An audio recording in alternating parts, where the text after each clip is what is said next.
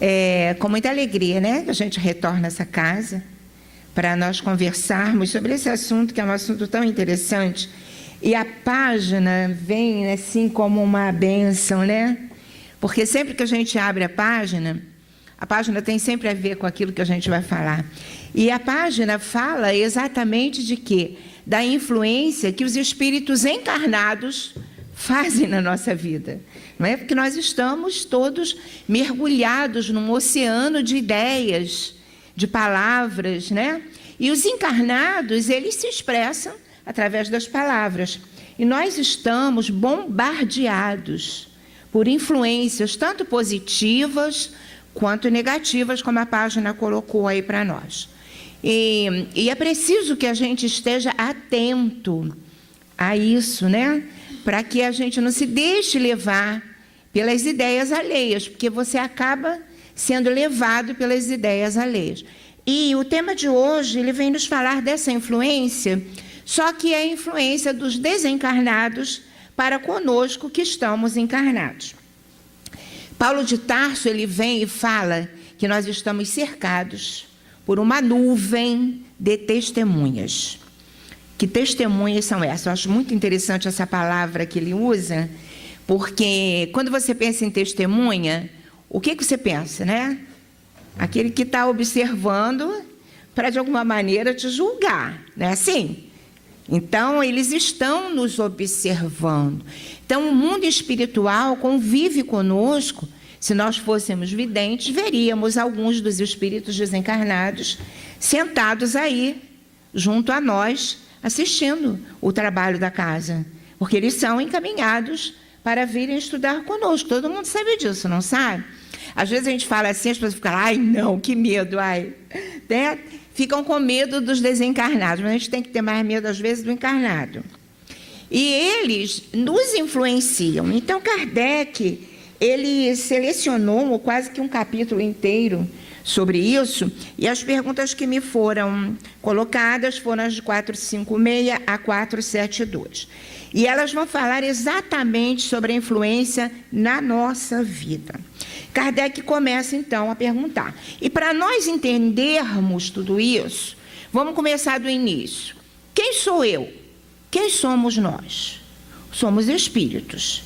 Às vezes estamos encarnados, não é? Mergulhados nesta carne, que é para nós um instrumento de trabalho.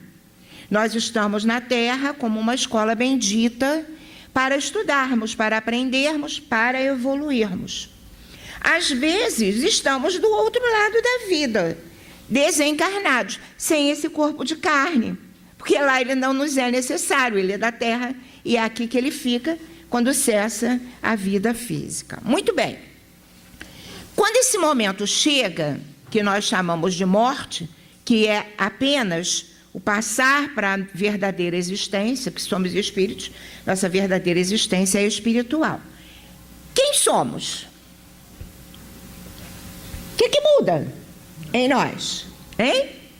Não muda nada. Apenas deixamos o corpo de carne aqui. Somos as mesmas pessoas, com os mesmos desejos, com as mesmas angústias, não é? Com os mesmos vícios, com as mesmas virtudes. Mudamos de casa, passamos para o outro lado da vida. E uma coisa interessante, interessantíssima, para entendermos o assunto, é que o corpo físico nos limita. Nós somos limitados. André Luiz fala que o corpo físico é para nós como se fosse um escafandro de carne. Já experimentaram andar na praia num escafandro daquele que o mergulhador usa? Pé de pato, aquela roupa toda. Como é que ele anda? Igual um pato mesmo. Está limitado. O corpo nos limita. Quer ver? Quantos decibéis nós ouvimos quando estamos encarnados? Poucos, né? Não podemos nem ouvir as músicas celestes, elas não chegam aos nossos ouvidos. E o cheiro? Sentimos os perfumes, só os médios inspirados, aqueles bem desenvolvidos, sentem o perfume da Sheila, né? Nós não sentimos, estamos limitados. Nosso olhar também, ele só atinge, só vê alguns espectros de cores, mas as cores são infinitamente mais bonitas, mais vibrantes, nós não vemos. Quando desencarnamos, tudo isso se amplia. Nossa visão não é limitada, não é? Nós ouvimos muito mais, nós temos capacidade de irmos onde a nossa vontade permite. Então, o espírito desencarnado, ele é infinitamente mais livre do que nós. Então, ele tem muito mais acesso àqueles que estão com ele lá, desencarnados, e a nós que estamos aqui encarnados. E é assustador, como Kardec começa a perguntar, né? Ele pergunta assim: podem os espíritos ver tudo o que fazemos? Sabe qual é a resposta? Sim. Eu tive um evangelizando muito engraçado, ele era terrível, terrível. E um dia ele chegou para mim e falou para mim assim: tia, isso é verdade? Falei, é verdade, André. Eles veem tudo que a gente faz. Falei, vê. Eles vão no banheiro com a gente? Vão, André. Eles veem tudo. E Kardec ainda pergunta além: eles podem saber o que pensamos? A resposta é sim. Eles podem saber até aquilo que nós não gostaríamos de pensar. Sabe aquele pensamento que vem que você faz show, não quero pensar isso? Eles sabem. Olha que coisa. Dá um medo, né? É terrível isso. É terrível. Então, nós estamos mesmo cercados por uma nuvem de testemunhas. Eles nos espreitam. Eles nos observam. E aí, Kardec vai desenvolvendo as perguntas e cada vez vai ficando um negócio mais complicado ainda. Porque os espíritos dizem que essa observação e essa capacidade que eles têm de nos enxergar como verdadeiramente somos é que dá a eles o livre acesso à nossa vida. À nossa vida. E eles dizem que, os espíritos que ajudaram Kardec, disseram que é muito mais fácil para nós simularmos os nossos sentimentos para um encarnado. Que a gente finge, né? A gente não finge? A gente sabe fingir muito bem. Né? Às vezes a gente, ai, que lindo, mas lá dentro está aí, negócio complicado. O desencarnado vê que você está mentindo, que você está fingindo, que aquilo é uma simulação. Porque deles nós não conseguimos esconder nada disso. Eles nos veem como verdadeiramente somos, aquilo que pensamos, e não apenas aquilo que falamos. O encarnado escuta o que você fala, muitas vezes adoçado pelo verniz da educação, não é? Às vezes adoçado por um desejo oculto de obter alguma coisa dele, mas o desencarnado, a ele nós não enganamos. E é exatamente aí, nesse lugarzinho do nosso sentimento, da nossa estrutura psicológica, que eles atuam. E é aí que começam todos os processos obsessivos. Tá certo? E aí Kardec começa, então, a desenvolver, e ele diz para nós assim: como é que eles agem na nossa vida? Sutilmente, através dos pensamentos.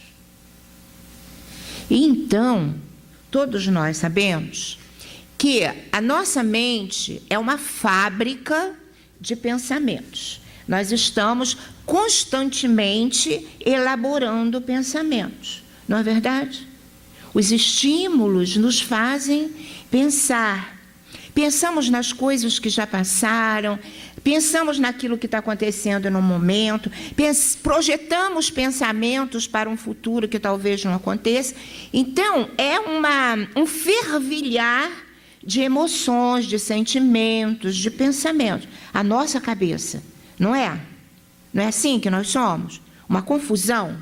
Somos. Existem alguns que não são nossos. Oh, meu Deus, para que eu vim aqui hoje, né? Alguns desses pensamentos, às vezes, muitos deles, não são nossos. São dessas interferências espirituais. Ah, é? Eles interferem assim no meu pensamento? Interferem.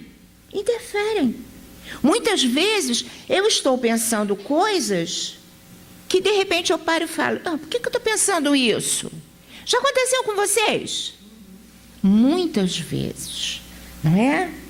Muitas vezes. Eles vão como que inoculando pensamentos na nossa cabeça. Aí vamos dar uma paradinha, porque a doutrina espírita me diz o seguinte, que o pensamento é criador, não é?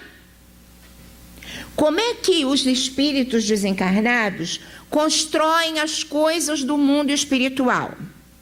Por exemplo, a gente sabe que tem escola, tem edifícios, tem hospitais, nós não sabemos? No plano espiritual? Sabemos.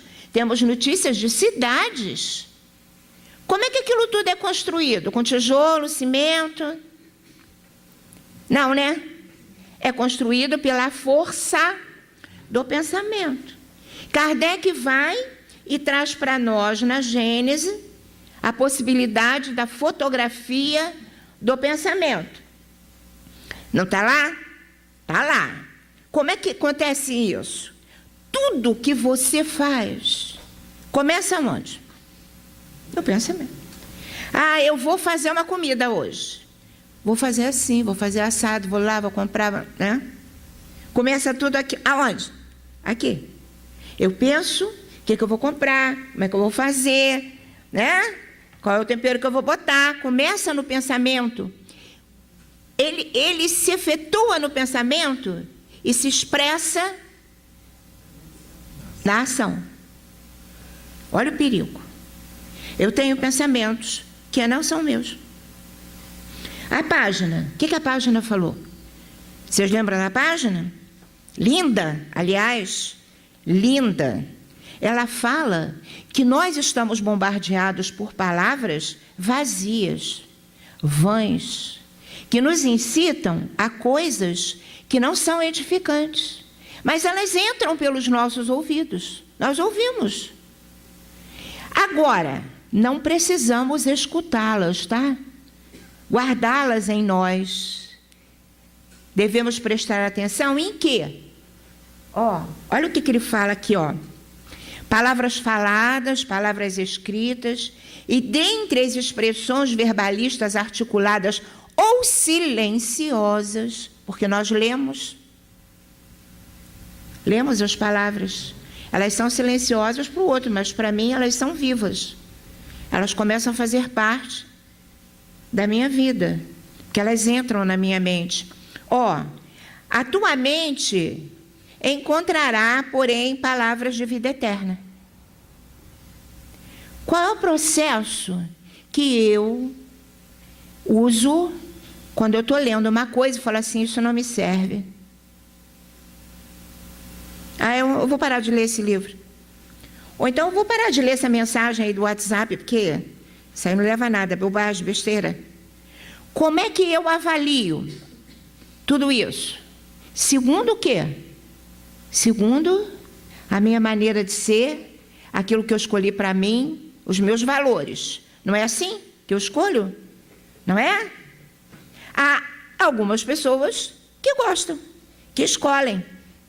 Elas escolhem aquilo, porque aquilo está de acordo com o que elas pensam, com o que elas querem da vida. Eu preciso fazer uma escolha. É assim que vai acontecer no meu pensamento. O pensamento vem, e dizem os espíritos que o primeiro pensamento que vem é sempre do próprio, mas ele pode ser bom ou ruim, segundo o próprio seja bom ou ainda ignorante. Ele vai pensar coisas, porque nós sabemos que quanto mais evoluímos, melhor vamos pensar, não é? Coisas melhores vamos desejar, vamos ter valores mais espirituais. Mas aquele pensamento que vem, eu preciso parar e pensar: é meu? Que coisa difícil, que coisa complicada, né? Eu começar a pensar, tá? Por quê?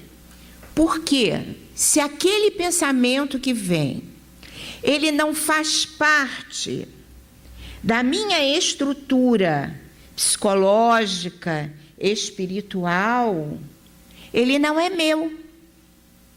Ele não é meu. Ele é uma interferência. Tá certo? Isso dá trabalho? Dá. Eu tenho que estar alerta 24 horas. 24 horas. E a coisa mais interessante é que o que nos liga? Por exemplo, nós. Por que estamos hoje aqui, nós reunidos? Muita gente não está aqui. Mas nós estamos. O que foi que nos uniu aqui hoje? Por que eu estou aqui junto com você, com todos vocês? Alguma coisa nos uniu. O que foi? Um objetivo comum, né? Todos nós professamos essa doutrina, queremos melhorar espiritualmente, essa é a nossa forma de nós nos expressarmos. Então, as afinidades vão nos agrupando, elas vão formando famílias. Não é assim na nossa vida. Você vai trabalhar num lugar, aí você olha e de repente passa um mês, 2 meses, você tem afinidade com algumas pessoas, com outras você não tem. É apenas uma relação de trabalho. E à medida que o tempo vai passando, aquele sentimento, muitas vezes, ele vai se desenvolvendo e se aprofundando. Por quê? Existem afinidades. Essas afinidades, elas são espirituais, elas são por gostos que são muito parecidos, por objetivos comuns. Então, estejamos encarnados ou desencarnados, o que nos aproxima uns dos outros é a afinidade. É a afinidade. É por isso que o Espiritismo, quando ele trabalha a desobsessão, ele trata os dois. Tanto o encarnado quanto o desencarnado. Porque é uma via de mão dupla. Então, muitas vezes nos perguntam assim, vamos continuar um pouquinho, a gente vai entender melhor. Como é que eu vou saber se o pensamento é bom? Ou se o pensamento vai me prejudicar? Porque tem coisa que vai me ajudar, tem coisa que vai me prejudicar. Eu estou diante de uma crise. Eu tenho que tomar uma decisão, como a página fala. Momento de decisão. Nós estamos vivendo na Terra momentos muito difíceis de decisão. Eu tenho que tomar uma decisão. Um monte de pensamentos na minha cabeça. Como é que eu vou saber se eles são para me ajudar ou se eles são para me atrapalhar? Como é que eu vou saber? Gente, espírito sério, espírito bom, espírito evoluído, jamais vai me trazer um pensamento, uma mensagem que tenha algum cunho de negatividade. Se o pensamento é de pessimismo, se o pensamento é de medo, se o pensamento é de revolta, se o pensamento é de vingança, é para quê? Para me atrapalhar. Então não é de um espírito que quer me ajudar. É de um espírito que quer me atrapalhar. Ou então é de mim mesmo. Influência de mim, né? Porque nós todos temos um lado sombra. Eu não sou isso aqui, né, gente? Eu não sou isso aqui. Eu sou assim também.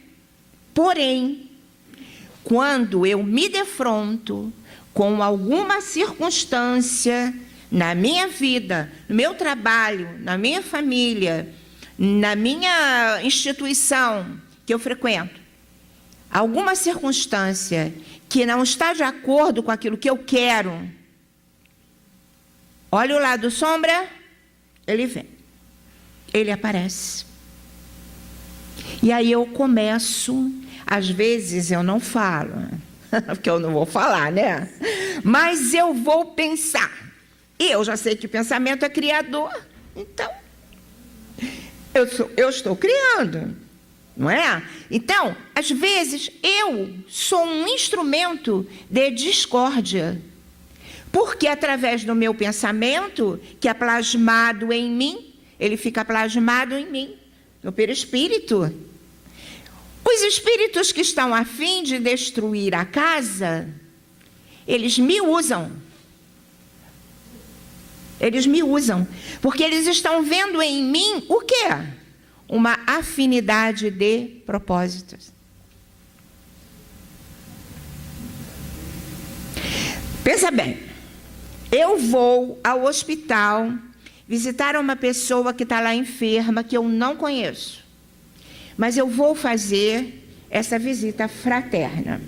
Cheguei lá para visitar aquela criatura, meu coração aberto, cheio de amor, cheio de compaixão, para doar alguma coisa para aquela criatura, com a qual eu não tenho ligação nenhuma física, não tenho. Aquela criatura que está ali deitada naquele leito de dor, ela tem amigos espirituais? Lógico, ela tem anjo da guarda, como eu tenho, ela tem amigos espirituais, não é? Que muitas vezes estarão ali tentando ajudar. Quando eles me veem tão cheio de amor, de compaixão, fazendo aquele trabalho para aquele amor deles, eles vão gostar de mim? Vão? Ou vão? Eles vão gostar de mim. E eu estarei angariando mais amigos espirituais, que na hora que eu precisar, eles irão me socorrer. Vamos pensar agora o contrário. Eu desejo todo o mal, porque o meu desejo de vingança, de revolta contra aquela criatura, ela tem amigos espirituais? Tem. Mas ela também tem aqueles que querem atrapalhar a vida dela? Ela tem? Assim como eu também. O que vai acontecer? Aqueles que querem atrapalhar a vida dela estão desencarnados. Às vezes não podem agir na Terra, porque não tem mais corpo físico. Eles vão falar, oba, esse aí não gosta dele, ó. Vamos lá, vamos ajudar. Eles vêm, insuflam a minha raiva, insuflam a minha revolta, para que eu ataque. Metade da raiva é minha, metade é deles. Entenderam? É por isso que às vezes eu fico tão raivosa, não sei porquê. É por isso que às vezes eu tomo decisões tão intempestivas e não sei porquê. Depois eu paro e me arrependo. Meu Deus, por que eu fiz isso? Como é que eu fiz assim? Para que eu falei isso? Me arrependo. Porque muitas vezes não fui eu que falei sozinha. Não fui eu que agi sozinha. Eu agi sim, porque eu quis, porque eu tenho livre-arbítrio. Mas eu estava assessorada por indivíduos desencarnados que me usaram. Aí as pessoas vêm e perguntam assim, mas gente, para que Deus deixa isso? Como é que pode? Por que Deus deixa acontecer isso? Hein? Eu queria só fazer metade do mal, agora eu vou fazer o mal inteiro. Deus não pune, nem premia ninguém. Deus só ama. Deus é amor. Deus ama todos os seus filhos, aqueles que já são evoluídos, que já estão num patamar de pureza, e aquele que está lá começando a sua trajetória espiritual, aquele que degenerou no mal e aquele que pratica o bem, porque Deus é amor, Pai de todos, ama a todos igualmente. Mas Ele age, mesmo no mal, para fazer o bem. Como é que pode isso? Isso é bom? Isso é bem? Hein? Os espíritos agirem na minha vida desse jeito? Isso é bom? É bom. Por que que é bom? Dizem os espíritos que eles nos testam. Testam a nossa resistência ao mal. Porque eu tenho livre-arbítrio e posso fazer assim, ó, show, pensamento, não é meu, vai embora. Vou botar uma música espírita, ou uma música boa, evangelizada, vou ouvir bem alto, incomoda eles, vão embora. Abro o evangelho, né? Vou ler o evangelho alto, eles vão embora. Faço uma prece, eles não gostam, eles vão embora. Eu posso agir. Eu só não ajo porque eu não quero. Meu livre-arbítrio. É meu livre-arbítrio. Deus não vai interferir. Vocês viram o filme A Cabana? Quem viu? Muito pouca gente, tinha que ver. Você viu? Perdeu. Bom demais. Muito bom. Por quê? Porque ele mostra exatamente isso. Porque o questionamento dele é: como é que pode Deus deixar acontecer uma coisa dessa? Deus não deixa. Nós é que fazemos. Espírito desencarnado também tem livre-arbítrio. Ele vai responder pelos seus atos. Nós também. Aí todo mundo fala: ah, mas eu não fiz isso porque fulano... Mesma coisa na Terra. Mesma coisa que acontece aqui. Eu faço alguma coisa, chega o teu filho em casa, melhor ainda. Chegou em casa. Aí vem com o bilhete da escola. Tá certo? Aí você olha e fala assim: meu filho, como você fez isso? Você não é disso. Como que você fez? Foi o meu colega que me levou. Você fala o que para ele? Você foi porque quis, não é? Você não sabia que estava errado? Para que você foi? Ele te chamou, mas você foi porque você quis. Igualzinho a gente. O Espírito vem, insufla o pensamento, interfere no teu pensamento, e você que não se conhece, é aí que mora o perigo. Se deixa levar. De quem é a culpa? É de Deus? Hein? Não. A culpa é minha, que abri essa janela e deixei que isso acontecesse. Não posso culpar ninguém. Eu tenho livre-arbítrio. E à medida que eu conheço a doutrina, isso vai se ampliando em mim. Minha responsabilidade também vai crescendo. Porque eu não vou ter desculpa para dizer: ah, não sabia. Eu sei. Eu sei o que é certo. Eu sei o que é errado. E eu só vou praticar se eu quiser. Se eu quiser. Porque também existem as interferências benéficas. Todo mundo tem um espírito protetor. Qual é a função do espírito protetor? O nosso guia espiritual. Gente, pensa bem. Na bondade de Deus. Quando você nasce, Ele te dá um espírito para te proteger a tua vida inteira. 24 horas por dia. Não tira férias, não tem feriado, não tem nada. Ele está junto a cada um de nós. Para quê? Nós não o vemos. Não é? Muitas vezes até nos esquecemos dele. Nem oramos por ele, nem pedimos ajuda, mas ele está ali para nos ajudar. Como que ele nos ajuda? Do mesmo jeito que o obsessor faz. Através do pensamento, da inspiração. Então, quando você tem que tomar uma decisão, vai fervilhar na tua cabeça: faz isso, faz aquilo, pondera. E pensa: qual deve ser do meu espírito protetor? Qual deve ser? É essa aqui, então é aqui que eu vou. Porque ele só vai pedir para você fazer o bem. Só pensamentos bons, nobres, pensamentos que te elevem, que te botem para cima, que te façam evoluir. Perdoa, esquece, recomeça, acorda, levanta, trabalha. É só isso que ele vai falar para a gente. E nós precisamos abrir os nossos ouvidos para poder perceber que existem muito mais influências para o bem do que para o mal. Mas é que o nosso nível evolutivo, como ele ainda é muito baixo, nós sintonizamos mais com as faixas mais baixas de vibração. Entenderam? Não existe nada que eu possa fazer e possa botar a culpa em alguém, seja quem for, encarnado ou desencarnado. Existem outras doutrinas que falam, eu fiz isso por causa do encosto. Encostou, faz assim, sai fora, vai. Não é? Resolve o problema. É você que pode resolver o problema. Porque se você não resolve, vai acontecer o que eles falam aqui. Existem momentos na existência de algumas pessoas em que os espíritos dirigem a vida dela. Ela perde o poder de decisão, que é o mais alto grau da obsessão. A obsessão começa sutil, como uma gripe, um resfriado, todo mundo tem. Todo mundo tem.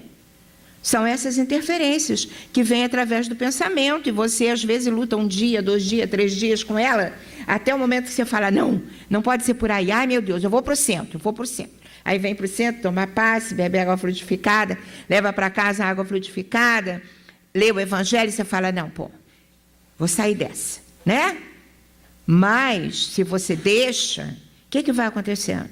Vai tomando conta de você. Aquilo fica fácil para eles e eles vão dominando a tua vida. E acabam interferindo na sua existência de uma forma tão profunda que você perde seu poder de decisão. E aí a coisa vai ficar muito complicada, não é? Para nós. Vamos lá, vamos continuar um pouquinho, que aí Kardec vem e fala. Qual é a única maneira, a única maneira de eu me livrar disso? Existe. Conhece-te a ti mesmo. Isso, há mais de 6.000 anos já nos foi revelado. Está lá, Santo Agostinho repete as mesmas palavras. Conhece-te a ti mesmo. Como é que nós vamos nos conhecer? Assim, eu sou linda. Sabe quem fala para mim? Minha neta. Vó, você é linda. Eu acredito. Porque ela me vê com os olhos do amor. Não é? Meu marido fala, você é um amor. Também, ele me ama. As pessoas da casa espírita falam, você é um docinho. Né? Eu acredito. Porque aqui eu sou um docinho mesmo. Vai lá em casa. Nem sempre eu sou um docinho. Às vezes eu sou um docinho sem açúcar. Por quê? Quem é que faz eu me conhecer melhor? É o adversário. É aquele que ainda tem alguma dificuldade comigo. Então ele chega e ele tem coragem e fala para mim assim, quer saber? Você é muito egoísta. Que isso? Eu egoísta? Eu não sou egoísta. Qual seria a minha atitude correta? Para que eu me conheça bem. Para que eu comece todo esse processo de conhecimento de mim mesma. Por que você está falando isso? Em vez de rejeitar, eu rejeito logo, né? Eu, egoísta? Eu não sou egoísta, tá maluco? Não sou egoísta. Por que você está me chamando de egoísta? Ele vai falar. Porque naquele dia você fez isso, isso e isso. E isso é egoísmo. Eu vou parar. Eu vou pensar, vou falar, não é que é? Não é que eu fiz mesmo? Não é que eu agi de uma forma inconsciente, mostrando o meu egoísmo? Tem coisa aí de escrever? Olha só. Eu já até desenhei uma vez isso aqui, mas é muito legal. André Luiz, lá no livro... Onde? O preto ali. O preto? Esse que é branco. Esse? Vamos lá. Eita. Vale a pena. Ó, André Luiz coloca para nós um castelo de 3 andares. Todo mundo conhece? Hein? Olha só. Isso aqui é a nossa tela mental, tá? Nosso cérebro espiritual. Mais ou menos. Tudo bem. Vocês vão entender. Ele diz que é um castelo de 3 andares. Aqui está o nosso passado, com tudo que eu vivi. Experiências boas, experiências negativas, né? Experiências do princípio da minha existência, do primitivismo, está tudo arquivado em mim. Aqui, coisas boas, coisas não tão boas, mas todas foram experiências. Eu aprendi com elas. Deus é tão bom para mim, mas é tão bom, e deu o véu do esquecimento. Para quê? Para eu não lembrar. Porque se eu lembrar, o negócio vai ficar complicado para mim. Eu não lembro. Que bom. Não tenta lembrar não, tá? Não vai procurar saber não. Melhor não saber. Pensa se Deus é o Pai e me fez esquecer. Isso é o melhor para mim. Mas aqui é o presente. É o presente mesmo que eu ganhei de Deus, a minha vida atual. Para quê? É aqui que eu vou desenvolver a minha boa vontade, o meu desejo do bem, o meu crescimento. Tudo que daqui é meu, é conquista, eu não perdi. Mas hoje eu estou construindo uma nova vida, uma nova experiência, uma nova oportunidade. Sabe para quê? Para eu mudar para cá, para a cobertura. Que aqui é o meu ideal, aqui mora o meu ideal. Aquilo que eu sonho para mim, eu quero ser um espírito puro, eu quero viver num mundo feliz, onde não haja violência, não é isso que eu quero? Todo mundo não quer? Mas para viver lá, eu tenho que viver bem o quê? O hoje. Mas eu não vivo sozinha. Eu tenho interferências boas, olha aí a página. Eu tenho interferências nem tão boas, que são interferências negativas. Eu ainda tenho em mim vícios, dificuldades, problemas a serem resolvidos. Quando há a crise, quando há aquele impacto daquilo que eu não quero viver, tá certo? A pessoa discorda de mim, eu quero implantar um negócio, e ela não quer, ela vira minha inimiga, minha adversária. Gente, as redes sociais são um espanto, porque atrás de um WhatsApp, atrás de um Facebook, você se revela. Você fala coisas. Eu brincava antigamente, quando não tinha Facebook nem WhatsApp. Eu ria muito porque era assim. Eu sou tão boazinha, eu não desejo mal a ninguém. Aí eu vou ver uma novela. Aí tem aquela pessoa má, horrorosa, rancorosa. Aí vem o outro e mata. E eu, ó. Que isso? Hein? Que maluquice é essa? Ah, na vida virtual eu quero matar? Eu aplaudo quem mata? Eu fico feliz porque aquela pessoa morreu. Foi assassinada. Quem sou eu?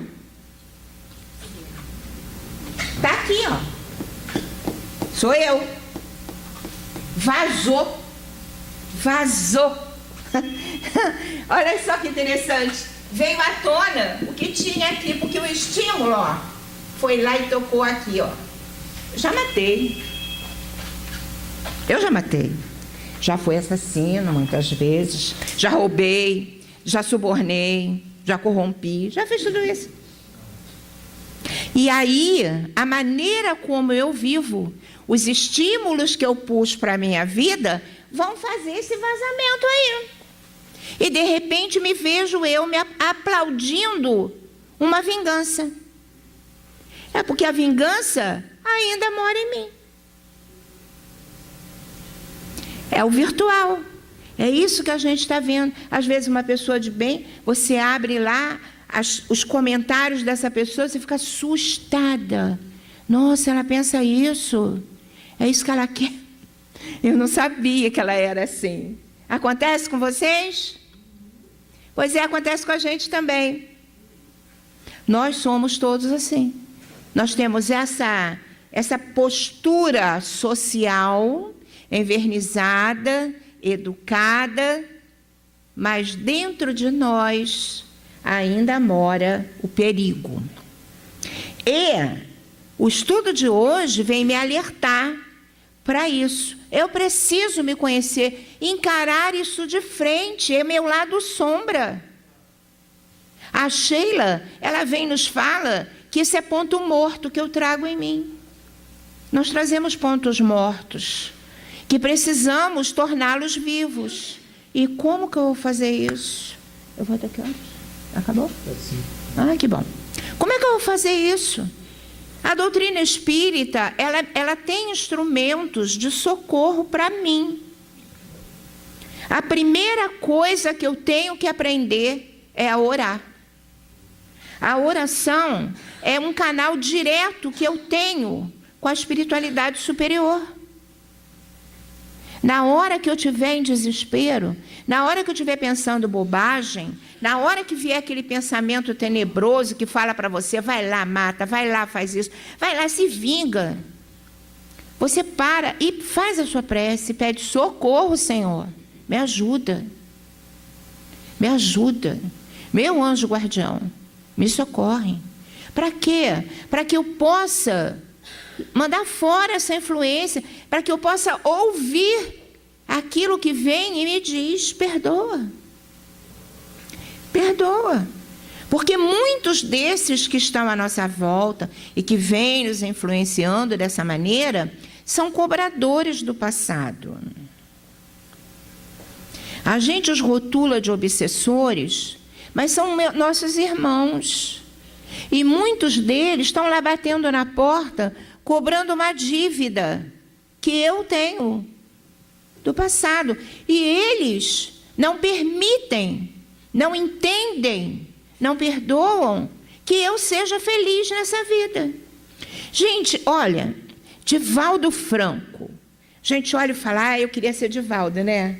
Queira não. Queira não. Né? Ele mesmo conta que ele tinha um obsessor, mas daqueles. Não o largava. Você já pensou? Vidente. Ele vem fazer um trabalho, está lá o obsessor rindo dele, lá sentado, lá na última cadeira. Estou aqui, ó. Na espreita. Tomando conta. Estou lá. Todo dia. Já pensou? Vocês verem isso? Melhor não ser vidente, né? Pode até ter, mas não vê. Então, ele tinha um companheiro, né, que era assim. E Divaldo, vocês sabem, ele tem a Mansão do Caminho, que acolhe famílias inteiras, mas principalmente crianças. E um dia estava lotada a mansão, não tinha mais como receber ninguém. E eles colocaram lá na porta, muita gente conhece essa história, né? Colocaram uma criança, tadinha, naquelas condições, toda cheia de ferida, morrendo. E ele se apiedou daquela situação e falou, não tem vaga, mas não tem como, vamos recolher a criança. E recolheu a criança e tratou a criança e tudo bem. Passou o tempinho, o obsessor se manifestou na reunião lá do centro, lá na Mansão do Caminho, falou para ele, agora eu acredito que você se modificou. Porque essa criança que foi colocada na sua porta foi meu filho. E você está envolvido nessa história toda. Mas agora eu acredito que você se modificou. Não vou mais te atrapalhar. E foi embora. Entenderam? Tem outro caso. Tem uma senhora, Hermínio Miranda, que conta, ela era médium da casa espírita, era uma trabalhadora incansável, mas ela tinha uma pertinaz obsessão. E aí, um dia, ela foi afastada da reunião mediúnica, porque não podia trabalhar. Estava em tratamento, ela foi para casa. Chegou em casa já de noite, depois da reunião, bateram na porta. Era um rapaz chorando, pedindo alguma ajuda, que ele estava com os filhinhos doentes, não tinha um tostão, não tinha o que comer, não tinha nada. E precisando de mais de ajuda. E aí ela ficou com tanta pena dele, mandou ele entrar. Coisa inusitada, né? Mandou o rapaz entrar, fez um lanche para ele, sentou na mesa, lanchou com ela. Ela falou, conta para mim a sua história. Ele falou, eu sou eletricista, eu não arrumo emprego e eu estou nessa situação. Ela falou, peraí, juntou tudo que ela tinha quebrado dentro de casa, falou, não, você vai levar para casa, vai consertar tudo isso, leva os mantimentos, leva o dinheiro da receita, e depois que tiver tudo pronto, você traz, eu vou te pagar e eu vou conseguir trabalho para você. E ela saiu procurando. No prédio, todo mundo que tinha coisa escangalhada, ela juntou para ele começar uma vida nova. Pois é, o obsessor se manifestou lá na casa espírita e falou, ó, sabe aquele rapaz? Era meu filho. Agora eu acredito, não vou mais te atrapalhar. Gente, são só 2 casos, mas há milhares. Milhares de casos. São cobradores do passado. E quem deve tem que pagar, não tem? Não tem que pagar? Vamos pagar com amor, que é a melhor moeda que existe. É a moeda da caridade. Vamos ter caridade para com os nossos companheiros. Tá certo?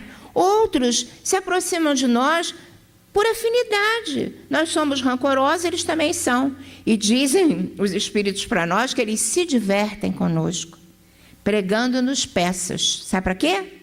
Para nos aborrecer. Então, assim, eu botei isso aqui e venho procurar e cadê? Sumiu. Não acho em lugar nenhum. Aí você procura o dia inteiro, você xinga, se descabela, fica desesperado, e eles estão morrendo de rir de você. Sabe por quê? De alguma maneira, eles fizeram com que você não visse, porque o negócio está ali. Aí, depois que você se descabelou toda, aí você volta e fala, como é que pode? Está aqui, eu não vi. Eles se divertem. Então, em vez de ficar aborrecida, perder o negócio, falar assim, eu pode até pedir para São Longuinho, é melhor. É melhor do que se aborrecer, não é? Ficar zangada, xingar, porque eles se divertem conosco. Então, gente, olha só, esse assunto é um assunto fantástico, é muito bom da gente trabalhar. E Kardec termina, então, falando para nós da nossa responsabilidade, que devemos, então, vigiar e orar. Vigiar o quê? Vigiar os nossos pensamentos. Vigiar as nossas ações, prestar atenção na maneira como estamos conduzindo a nossa vida, porque temos influências boas e precisamos abrir os nossos ouvidos para ouvi-las, tá certo? Ler bons livros, ter boas influências, mesmo na vida encarnada, procurar pessoas que nos façam crescer, aquelas que nos coloquem para baixo, não é? Vamos perder essa onda de revolta, de pessimismo, porque tudo que está acontecendo está nas mãos de Deus. Se nós nos deixarmos levar por tudo isso, estaremos sossobrando. Vai ser igual um Titanic. Vamos afundar, tá certo? Temos a oração como ferramenta de socorro, a prática do bem, que todos nós devemos fazer, mas não é sair por aí dando bolsa, não. É mudar a nossa maneira de encarar a vida, a nossa maneira de olhar para o outro, a nossa maneira de perdoar aqueles que ainda não sabem o que eu sei, não é? Mudança de hábitos, mudança de pensamento, mudança dos nossos vícios, sejam eles físicos ou morais. A religiosidade, que para nós é extremamente importante, é ela que nos liga a Deus. Podemos usar o passe na casa espírita, a água fluidificada, o trabalho da desobsessão e fazer o nosso culto no lar. Tão simples. Vamos fazer a nossa oração, abençoar a nossa casa. Antigamente as pessoas tinham um hábito, botavam o pé em casa e falavam o quê? Deus abençoe esse lar. Fazemos isso ainda? Perdemos um maravilhoso hábito. Perdemos. Perdemos o hábito de abençoar os nossos filhos. Deus te abençoe, meu filho. Vai com Deus, meu filho. São bênçãos que todos nós podemos dar para a vida. E teremos de volta as recompensas. Quais são as recompensas? A nossa paz, a nossa tranquilidade, a esperança que nunca podemos perder. Que Jesus nos abençoe, nos fortaleça, nos dê coragem para fazer todas essas mudanças que precisamos fazer, tá bom? É isso aí. Sônia disse